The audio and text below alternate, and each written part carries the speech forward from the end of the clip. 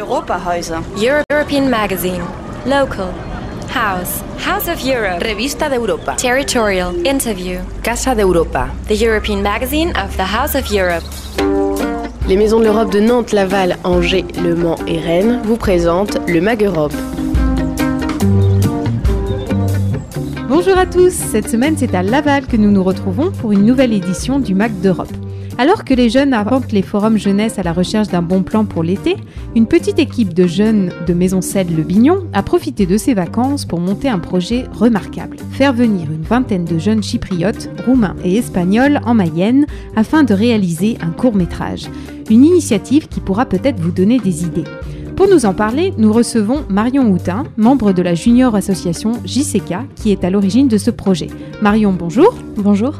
Nos auditeurs sont certainement en train de se demander « C'est quoi JCK ?» Est-ce que tu peux nous dire quelques mots sur cette association que vous avez créée ? Alors je vais essayer d'être brève. L'histoire a commencé en 2005 avec donc Laetitia, une amie qui est membre encore de l'association, et moi. On voulait créer quelque chose, on ne savait pas encore quoi au Bignon. On a commencé en faisant un conseil municipal de jeunes. On a regroupé des jeunes motivés aussi à faire des après-midi sport, soirées Halloween, ce genre de choses. Ça a continué en 2006 où on a fait des projets plus importants, accueil de concerts dans le cadre du festival de jazz de Mêlée-du-Maine. Et des maisons cellois nous ont rejoints. Les projets se sont faits encore plus importants avec du téléthon, un festival de court-métrage, c'est arrivé près de chez vous. Et l'arrivée d'Arnaud Deyé, donc animateur jeunesse de la communauté de communes du Pays Ménégré. Et on a commencé à parler donc devenir une junior association. En juillet 2007, on est devenu junior association JCK et on a continué quelques projets. Ça nous a permis de construire le projet Art for Europe, donc l'échange européen de l'été dernier. Et JCK, les initiales, ça veut dire ? Alors, on n'ose pas trop le dire en fait parce que ça part d'un jeu de mots. Ça veut dire jeune, c'est quoi ? Mais on en langage SMS alors. Voilà, on évite. On préfère dire JCK.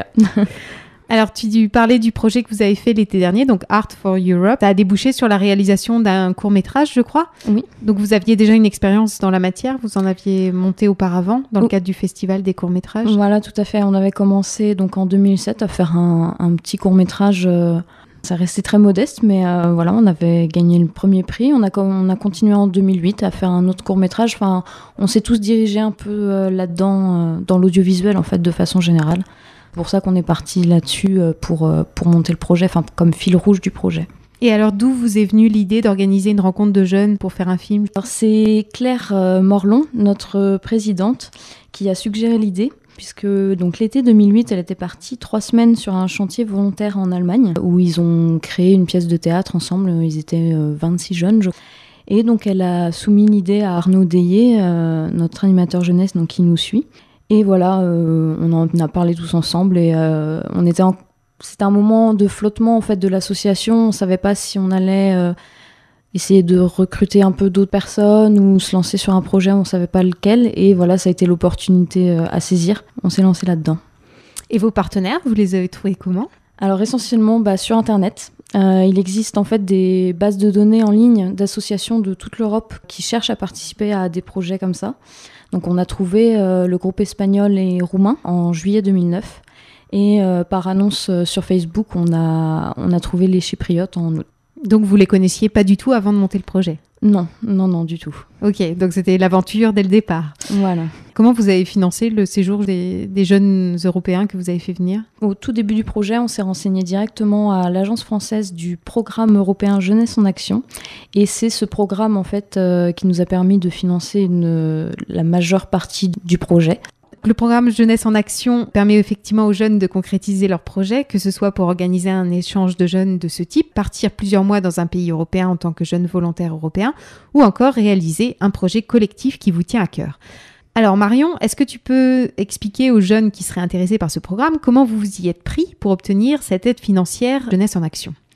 Alors, déjà, on s'est bien renseigné à l'agence française comment pouvait être monté le dossier. Tout est sur le site de l'agence française du programme. Ensuite, donc une fois qu'on avait ce dossier pour le monter, on a eu l'aide très précieuse de Kada Ounas, donc qui est conseiller d'éducation populaire et de jeunesse à la DDCSPP, l'ancienne DDJS, qui s'est rendu très disponible et qui nous a beaucoup aidé pour le montage du dossier.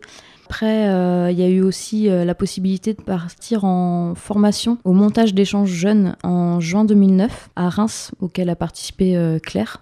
Et c'est une formation qui est organisée par l'agence elle-même. Voilà, et qui est offerte. Ensuite, donc, il a fallu monter le dossier de subvention. Ça a été assez fastidieux. Après, le jeu en vaut la chandelle.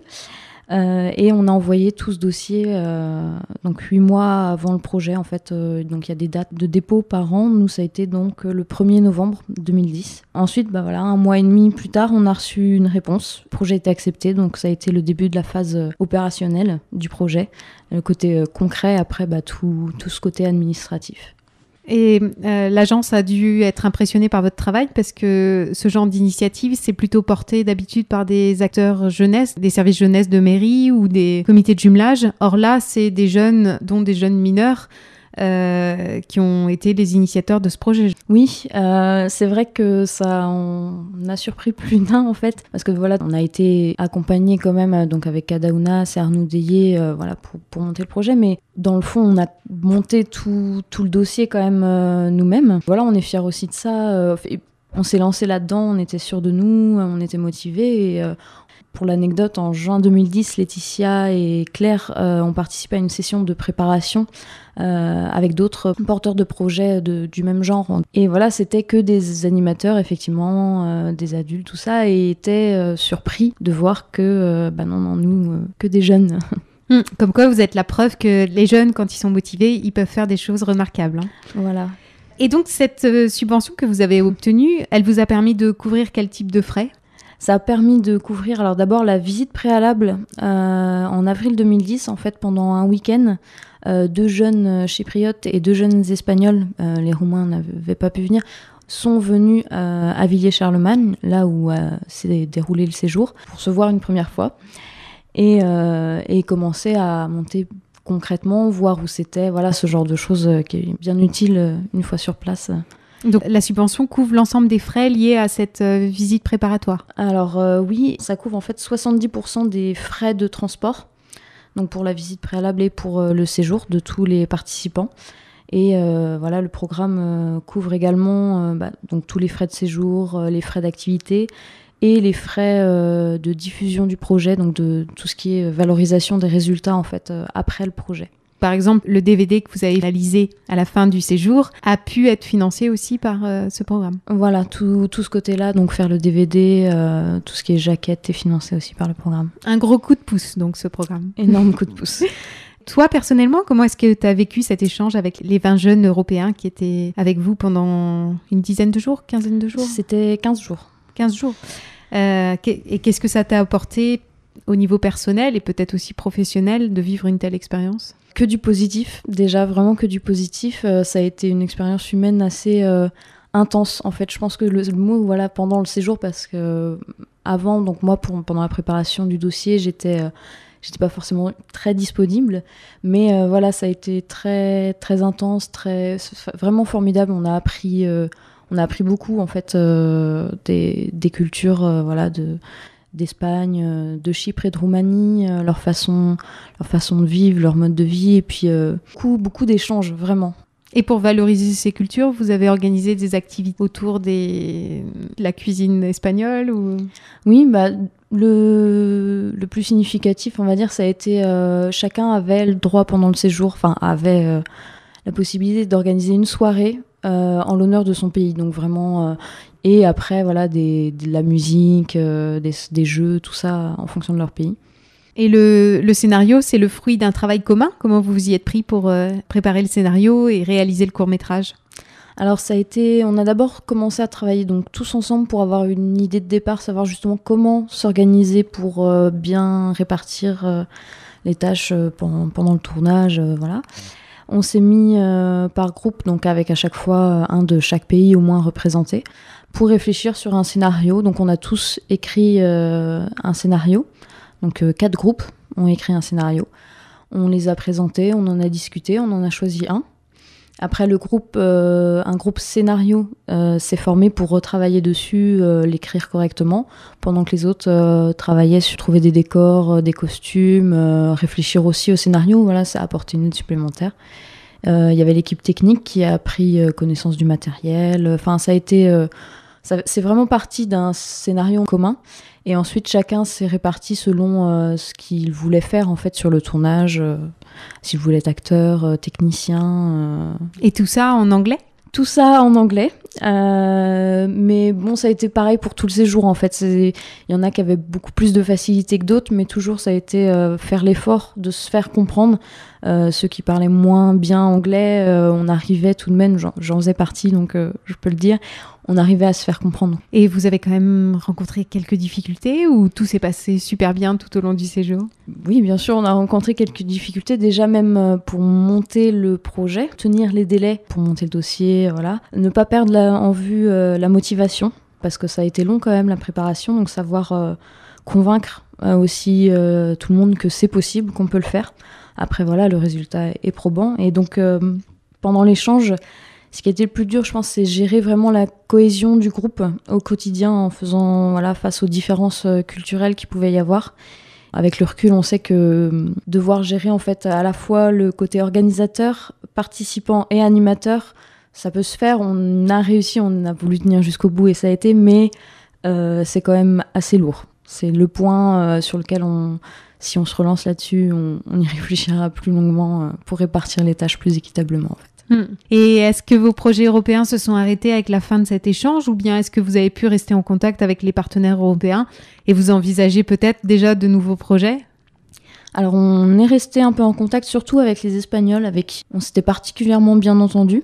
On est retourné les voir à Madrid en décembre dernier et on espère pouvoir les revoir encore. Après, concernant d'autres projets, on en a parlé, on pense ne pas forcément en organiser. Parce que on aimerait aussi avoir le côté vraiment que participant. Mais pourquoi pas plus tard, rien n'est fermé, en tout cas c'est sûr. Et si on a des jeunes qui veulent davantage d'informations sur votre projet, est-ce que tu as un lien à leur donner, un site internet ? Oui, alors il est encore en construction, mais il y a déjà pas mal d'informations. Donc sur www.art4europe.com.sitew.com.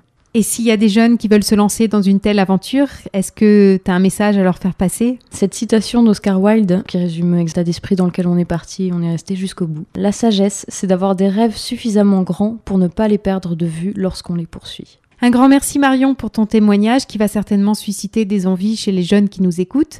Et je vous souhaite à toi et toute l'équipe JCK plein de succès pour vos futurs projets.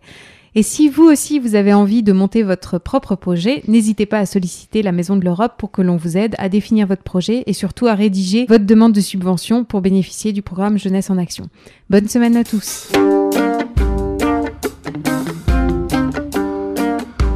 Casa d'Europa. House of Europe. Europahäuser. Les Maisons de l'Europe de Nantes, Laval, Angers, Le Mans et Rennes vous ont présenté le Mag Europe.